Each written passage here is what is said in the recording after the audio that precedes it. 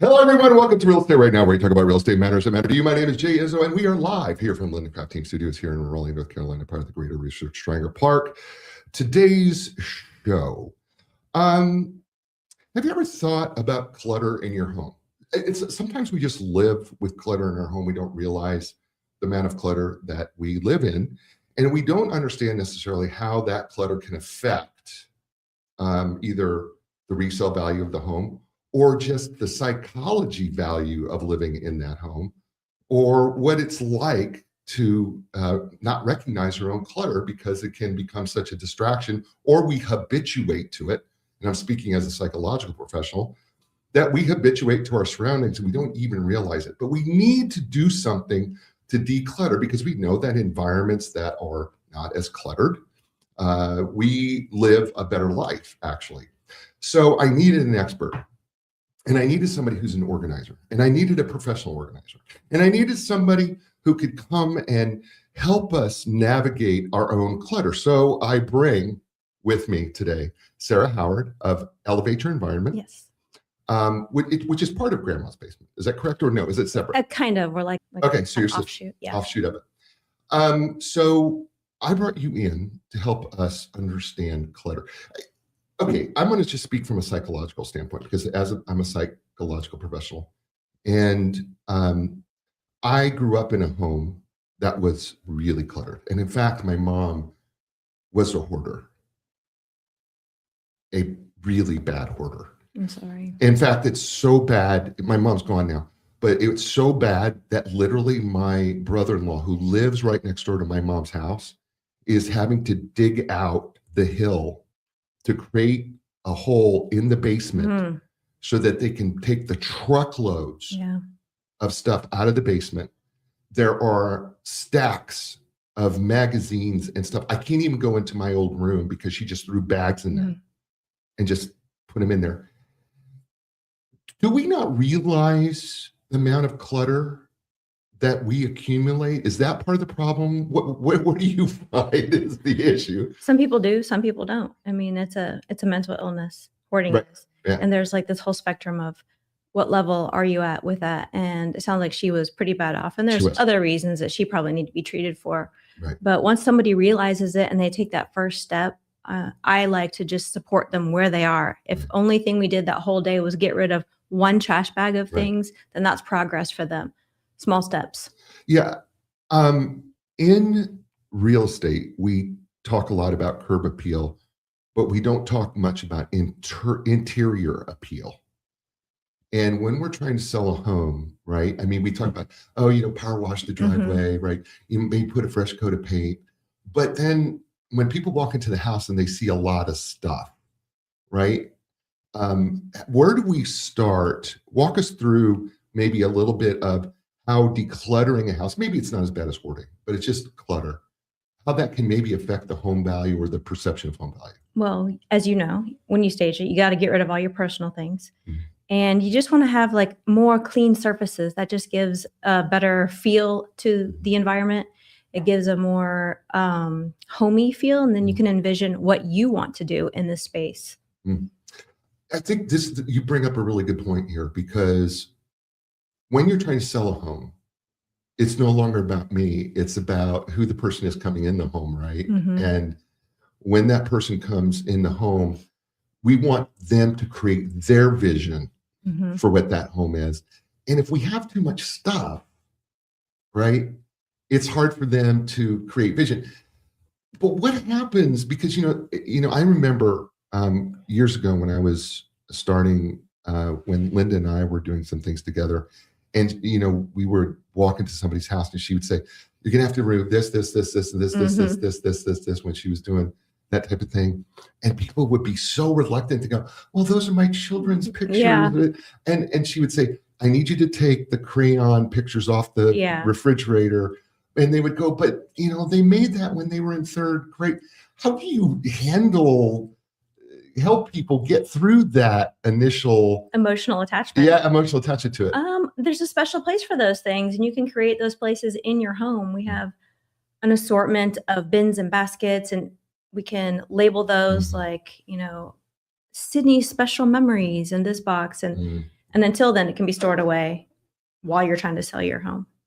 Do you find that you get pushback though at times where people go, Sarah, but this was grandma's lamp. Yeah, well, you hired me for a reason, right? Right. And I've been doing this for a really long time. Right. So I know what I'm talking about. Sure. And you were not able to complete this on your own. And you needed that help and assistance, just like I'm not a plumber. I Right. couldn't do something to my home or tile a backsplash. You need a professional organizer. We all have our specialties. So, yeah.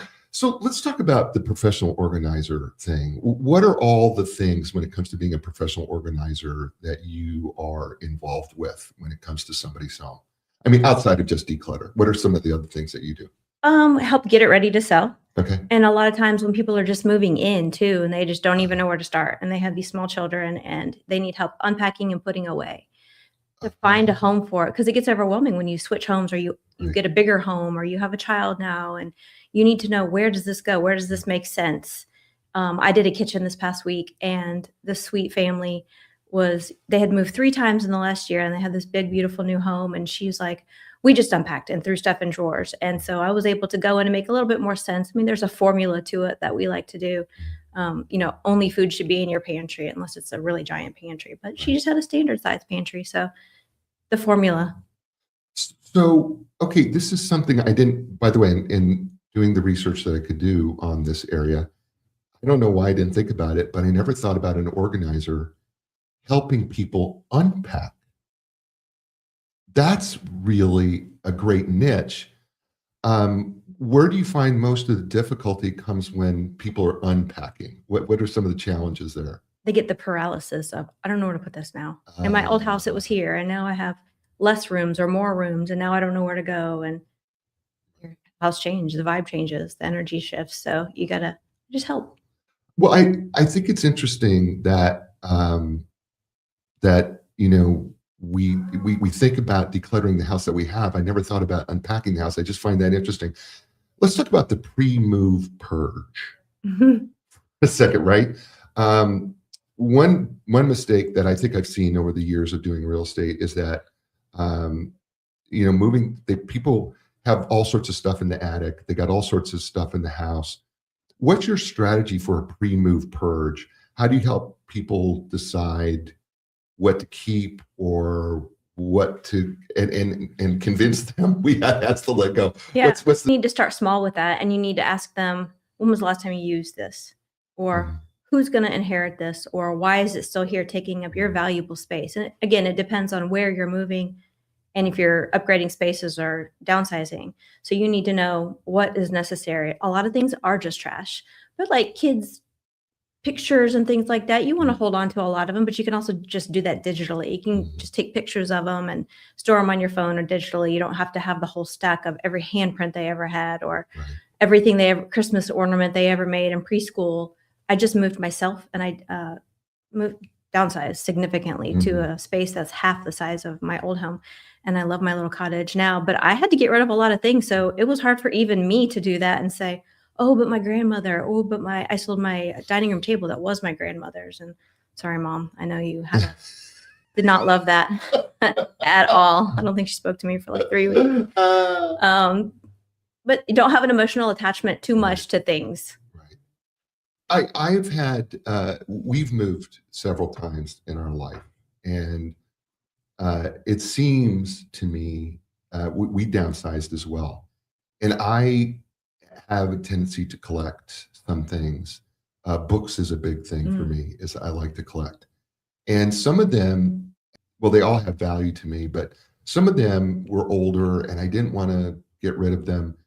But I finally, I had to go through this mental anguish of going, you have to let it go, because I didn't have the room for all these books anymore. And some of them I just felt were precious. Some of them I never had gotten to read them yet. Do you find that there are some things that are just easier? I mean, because it wasn't easy for me, but I knew I had to do it. I mean, do you help them walk through the psychology of that? Or sure. And if it's a give and take, like if you have X amount of something else that you don't care as much about, but you really want to keep all these books, then purge harder in a different Yeah. area. Also, consider its value. If you can run to the store and get something again for like under $5, Right. then go ahead and get rid of something. You don't need to keep it just in case, Yeah. because you're going to have the time that it takes to locate it if your Right. garage is in disarray or wherever that you have this said tool or whatever you're needing at the time. Yeah. Let's talk about the difference between staging and living. I mean, when we're getting a house ready for sale, right, there is stuff that I have because I live around it, but then I'm trying to stage the house for sale. Um, what are we trying? What's the difference there that we're trying to do to help the people, understand? Yeah, I understand that this is your living space still while Mhm. it's for sale, but we also kind of have to stage it for somebody else. How do we wrestle that difference? When I moved, I'm just going to use myself as another example. Mm. I purged a lot several months before I knew I was going to actually move. And I love a good Sterilite tote, like the 66 quart totes. And I put all the things I knew I was going to keep into those and stacked them in my storage spaces to declutter, depersonalize, it just made it more inviting for other people to come in and look at. We had another house down the street that was for sale at the same time as mine. And I think she was a borderline hoarder. And that house sat and sat and sat. And she had the storage totes stacked all around her home or not. But I mean, people don't want to walk around and actually stub their toe on things. And they want it to look beautiful and feel like, oh, I just walked in and get that feeling. You know, the feeling you get when you Yeah. find your Oh, new yeah. Yeah. house. Yeah. You Yeah. just love it. Your company's called Elevate Your Environment, which to me implies kind of not just a one-time cleaning, but you're trying to create some sort of a lifestyle change. To me, that's what it sounds when you say that. So, what's the golden rule or system that you like to implement when you're trying to elevate people's environment and their own? It needs to be tailored to the person. You don't know where they are, what stage they're at in their life, what season they're in. They could be, like I said, a young family. They could be a single person. They could be an elderly couple. It can be anybody. You just have to see where they are and go in for a consultation and get a vibe, take the pictures and get a sense of what they need. Some people are really super like micro. I want this, this, and this to be. And other people are like, I just need it to be better. And it can just be more macro type of deal. I've done the gamut. Again, I've done everything from hoarders to really super high end, where people just want like all the matching hangers and the perfect rainbow. Right. It just depends. What are some of the factors that it depends on?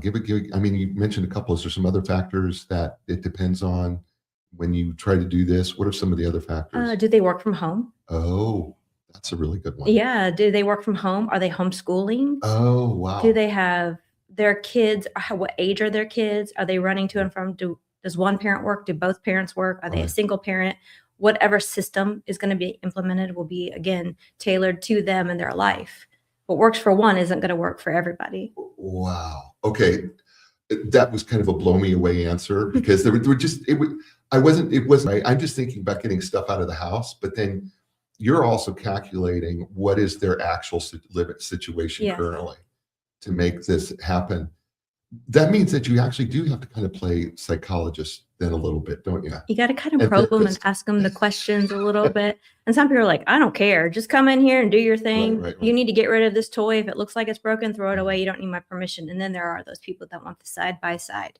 They want to sit there beside you and say yes or no to it. And that's fine too. We can do either. All right. So let's talk about how we start this process. So somebody says, okay, I clearly need some help. My house is in a bit of disarray, right? And I know I'm going to get it ready for sale.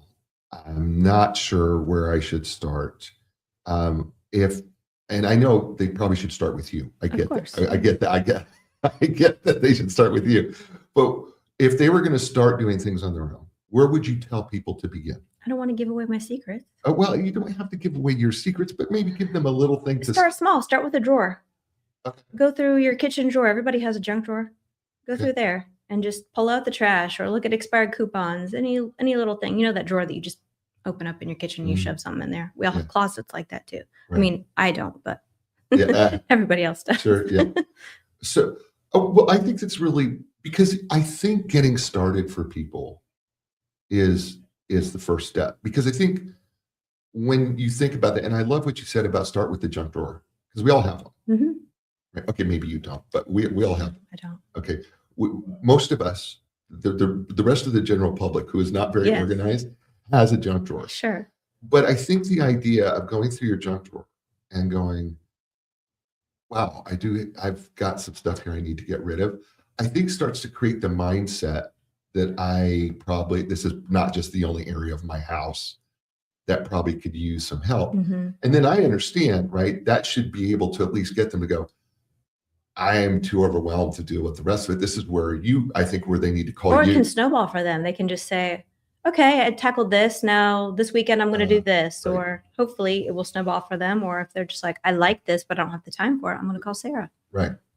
And I think that's where, when you come in to do this, and you start talking to them, when you start to talk to those folks who are now called you in, what's the first conversation like when you start talking to them? What are your goals?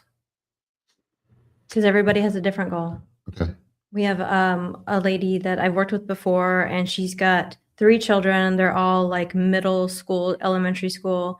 And she's like, my laundry's clean, but it's in a pile over here. And she also works, but it's just their season of life right now. It's not that they're disorganized people or want to be like Right. that. There's their season of life. They're Right. active, involved parents, and they need a little step up, a little help.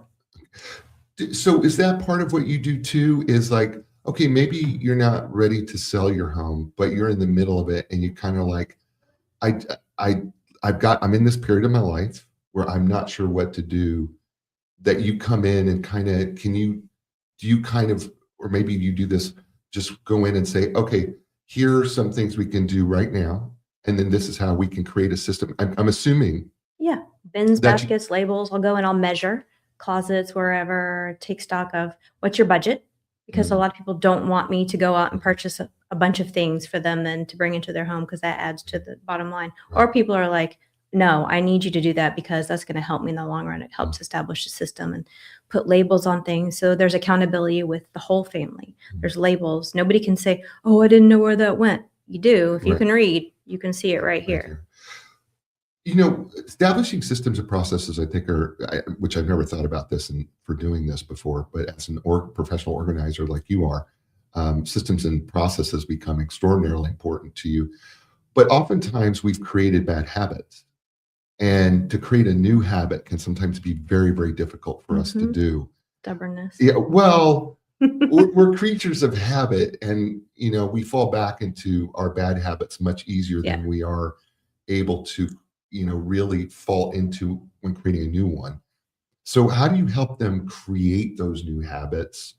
Do you kind of have to periodically show up and go? Yeah. I mean, there's been clients where they're like, every 6 months, just come do a whole reset, Oh, okay. help me out. Or I'll get a text a couple months later, like, do you know where one time I had a client text me like 6 months after I had been at her home, Right. and I had done all of their holiday, and she didn't know where the little Halloween pumpkins were to go trick-or-treating. Do you know where those are? I knew exactly where they are. I don't know how I remember that after 6 months, but I did. That was my next question. But I said, and all the homes that I've done too. Yeah, Right. I did specifically. And she's like, okay, well, that makes sense. And it had a label on it that said Halloween, and people just got to get in the habit. So like with anything, you got to keep doing it. But I'll get texts a lot like, hey, where's this? Or where's that? Or you got to learn. Areas of the house that you find have the most clutter that you typically have to deal with? Closets. I would say like people's clothes, especially women and their clothes, there will be just, a little goat trail of all the clothes. As we all do this as women, we try on an outfit. No, I'm not feeling this today, or that time of the month, and I'm feeling bloated, or this doesn't look right, or whatever it is. You're going to take it off and you're going to throw it on the ground because you're irritated and you have to get out the door. Right. So that happens over, a couple weeks, and then you have a problem on your floor and you cannot see the beautiful hardwoods. Okay. So closets, number one. What's number two area that you find? Pantries, I think people will bulk buy and just throw the big boxes in there, cram, shove, and like you're cleaning up. So and so's coming over real quick, and I'm just gonna throw it in here, and you just shove it in your pantry. And Yeah, the big box store buys, right? Yeah. Where you buy, or I have to believe that Amazon has created a little bit of a problem because, we go to Amazon and sometimes we purchase things that, we go, oh, Amazon's my boyfriend. I understand. I love Amazon. It's just easy. That's the problem, right? Has it become so easy? Have Yes. you noticed as you do this and Amazon has become more and more part of our life, have you noticed that people have more Amazon boxes crammed with stuff in their house? I had to spend probably 2 hours one time at a client's home this past summer where she had delivery after delivery after delivery, Mhm. and she did not look in the boxes. And they were just stacked up there. So just like go through each one and then find the spot in the home to put it away. It was her backstock things like lotions, shampoos, things, her grocery items that she didn't need necessarily right then and there, but they were right there when you walked in her front door. So yeah, go ahead and get rid of all your cardboard. It has bugs. The roaches love them. Yeah. Break it down and send it to recycling. And don't put it down. Put it away. Mm. Put something away almost immediately, and then it's off your plate. And you're not looking at it. You want the outer order for the inner calm. You want to have these serene spaces where you look around and you're not like, oh, I'll do it later. I'll do it tomorrow. But if you don't want to, then you can just call me. Yeah. You said something that just triggered me here real quick that I didn't think about till you said it, but I know it's true because we talk about this in how environments affect our psychology. Is you just said that sometimes we see things in our house because, right? Oh yeah. And I don't know that we fully recognize that we are stressed out because of the environment that we're in. And it's a really subtle thing, isn't it? That people don't even recognize that they're under stress. Until they do. And then they're, whoa, I don't know what to do. And then they become paralyzed. During the pandemic, we got busier as organizers because people were working from home. And they were like, where am I going to work? There's the kids' toys here, or there's all this here, and please come. So we were pretty well calendared. Wow. During that time. Yeah, I never thought about that during the pandemic, that you probably would be busier because more and more people did work from home and they had to create space. Yeah, we had to set up, offices essentially for people. Do you help people like, we're in the holiday season. Do you help people do things in the holidays where they'll call you in and go, hey, Sarah, we'd like to have a Christmas tree and maybe decorate the house, but we've got a lot of stuff. Do you come in and do any of that? I have done that. I don't enjoy doing it at my own home. I mean, I put up the tree. I put out the nutcrackers and the stockings. Right. It's not the same. My kids are grown.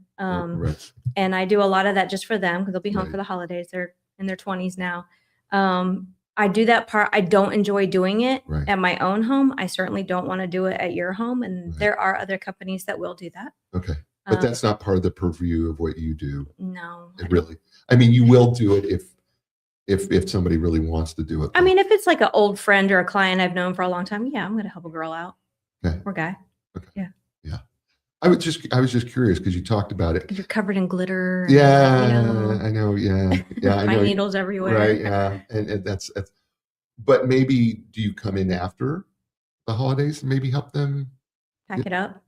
I mean, I don't know if it's packing. I didn't want to say pack it up, but maybe like help them reorganize it so that it's easier for them the following year. Yes, and put labels on it because that's going to help them bust it out the next year and know what they have. Right, because traditionally what happens to most of us when we pack up Christmas stuff, right, is we just kind of just throw things and it's not very well organized, right? And then the next year when we want to pull the stuff out, we don't remember because it's been a year since we've done it, and we've got 3 of the wise men in this box, and we've got baby Jesus and Mary. That's why labels are so important. Right over here, right? And even if you're just taking a Sharpie and you're writing on a piece of paper and taping it to the top, like in this bin is this, or all Christmas is here, and at least those bins are Christmas, and get clear bins. That way you seem to be really big on the clear bins. Well, you can see into them. Right. And you can see what is there, and you're not pulling it out, looking in, digging. I mean, you still can do that to a point, but Right. yeah, the clear ones are the best.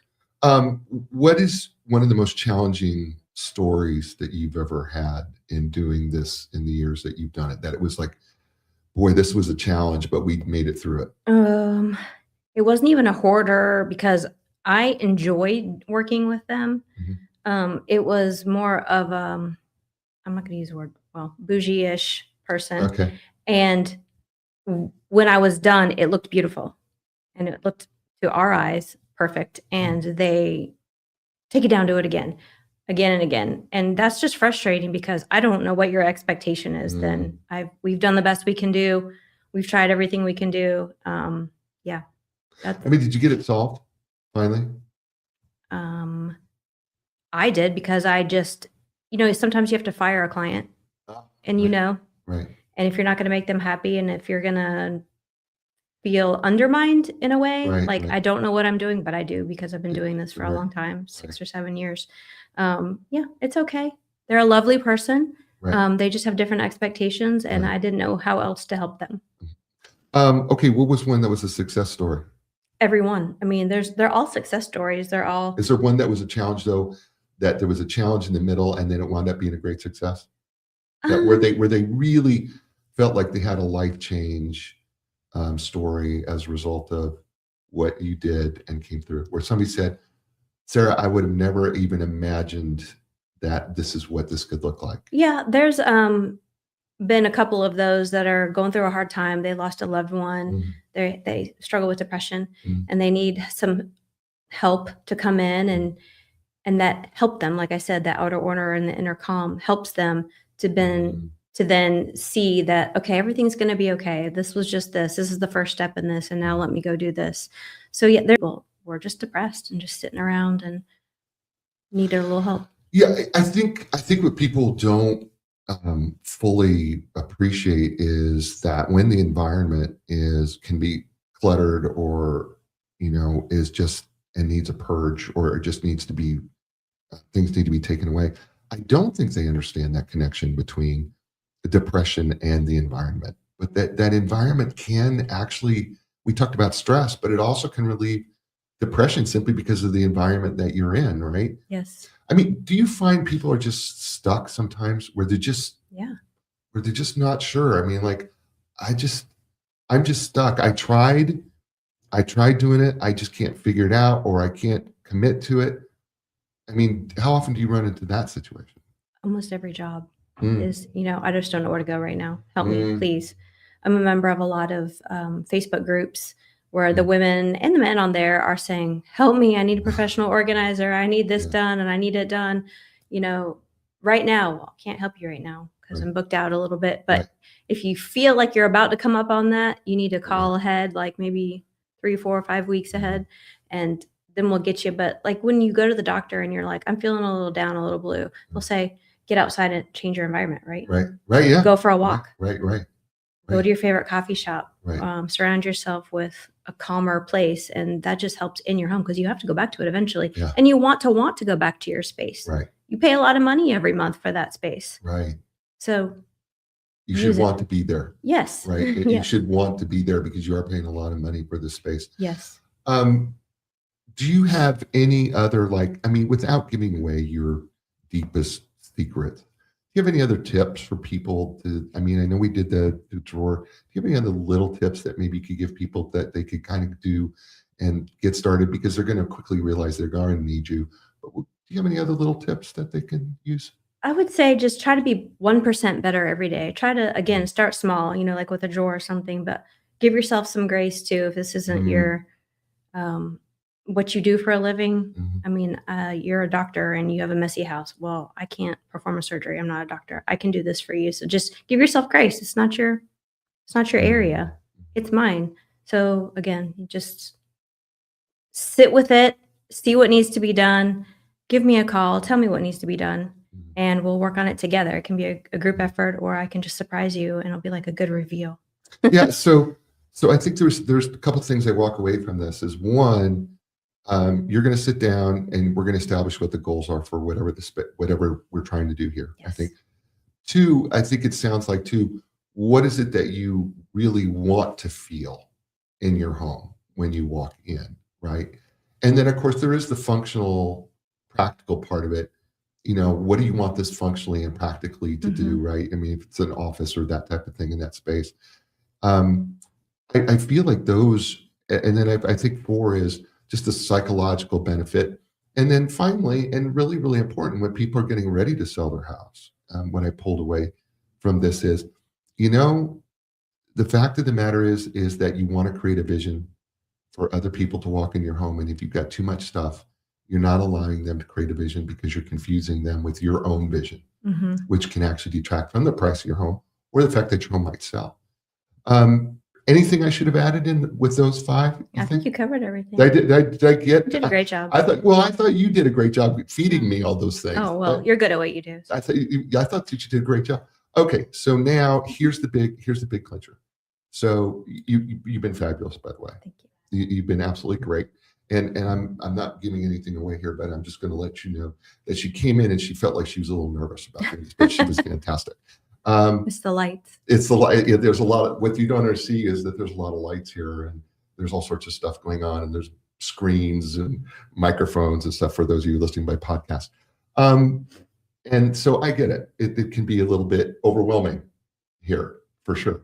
But you did great. Thank you. So tell people how they can get a hold of you. You can go to my website, which is www.elevate-your-environment.com. Okay. And I have on the website is my email address, my phone number, links to my social media. So you can contact me there and we can set something up or just chat. If you just need to chat some stuff through for a minute and get some stuff off your mind. I tend to be a therapist too, with a lot of stories about why it's like this or I wasn't always like this. So I understand. No judgment. I'm going to come in with an open mind and just want to help you and help you live your best life. So it's elevate your environment.com. Yes. And can you give us a phone number? 919-632-1177. Oh, that's an easy one. Yes, 1177. Yeah, 919-632-1177. Yes. That's a really good number. Good for you. And then I did notice something. I went to your Instagram page, which I think is it's at Sarah, S-A-R-A, repurposed, S-A-R-A-R-E-P-U-R-P-O-S-E-D. Yeah, I've had that for a long time. And Sarah repurposed. That's what it was. yeah. And which is a very cool little Instagram. But I also noticed you had a Facebook page too. Yes. And that is Elevate Your Environment. Elevate Your Environment. And you do have your phone number there, I think, as I saw on all those things. On all those things as well, that people can reach out to you through Facebook as well. And I know you have a LinkedIn profile too. I don't know how much you use it, but I did notice that you had one. I'm not big into LinkedIn, but I can get on there occasionally. Yeah, and I did notice it. But great stuff today. Thank you so much for being on the show. Thank you. This was a lot of fun, and you were great. I survived. You were great. All right, stay with me. Hey, folks, this is show. You know what I say to you. Listen, you had a lot of choices. You chose us. Thank you for doing that. We really do appreciate you. Give us a thumbs up on YouTube or a positive review, 5-star review, wherever you're listening to the show. And tell your friends about real estate right now. We'd love to have them join us. If you have suggestions for the show, it's really, really easy. You can just reach out to me at jay@lindacraft.com. It's just JAY@LINDACRAFT.com. And we'd be happy to try to find somebody that we can bring in that can talk about the issues that matter to you, because that's what the show's about. We talk about real estate matters that matter to you. We're grateful for all that you do and how you support us. We appreciate you. And as I say to you all over the world, you know what that is. Ciao, everybody.